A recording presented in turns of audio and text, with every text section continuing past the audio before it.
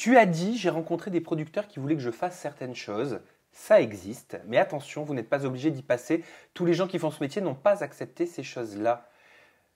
La, Bien pro- évidemment. la promotion canapé, ça existe encore aujourd'hui dans le milieu artistique? Ça existe encore, comme ça existe dans n'importe quel milieu. Ça, c'est bien vrai. Quand vous avez des personnes qui ressentent qu'elles ont du pouvoir et qu'elles sont en face de jeunes filles qui n'ont que des étoiles dans les yeux, qui espèrent y arriver, ils se disent bah tiens, on peut leur retourner le cerveau et profiter de cette vulnérabilité. C'est tout. Et ça, c'est juste l'être humain. Ça peut arriver n'importe où. C'est pas juste tel endroit ou tel endroit. En revanche, ce n'est pas non plus une majorité, heureusement.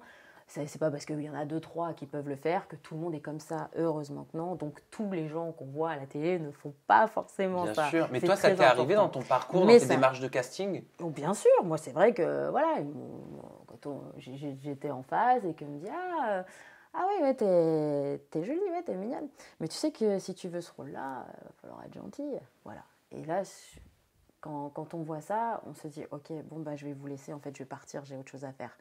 C'est tout, voilà, parce que moi je me suis dit, moi un jour j'y arrive, c'est évidemment pas en passant par ça.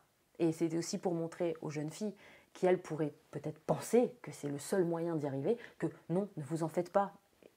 Vous pouvez très bien y arriver sans ça. Et si ça doit vous arriver, ça vous arrivera. Je veux dire, d'y arriver sans ça.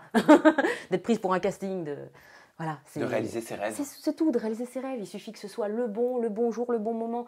C'est aussi une histoire de chance aussi. C'est-à-dire que quand je dis tout n'est pas miraculeux, il y a un petit chouille de miracle aussi. Il faut que ça arrive à tel moment. C'était comme ça, parce que c'était écrit à un tel moment. Mais il faut se donner les moyens.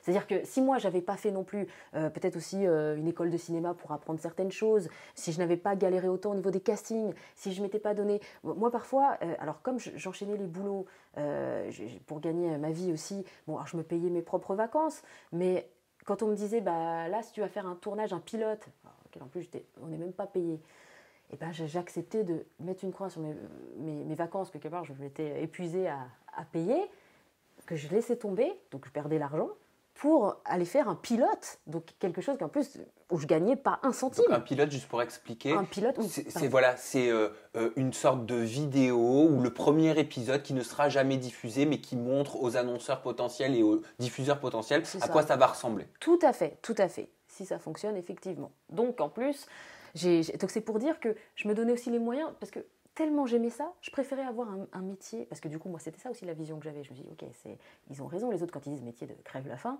C'est que tu te dis, moi, je préférais faire un métier de crève la faim, on va dire, mais dans lequel j'étais heureuse, même si je gagnais pas d'argent, etc., en tout cas pas beaucoup, plutôt que de faire un truc propre, où on gagne des super salaires, mais je me fais chier toute ma vie.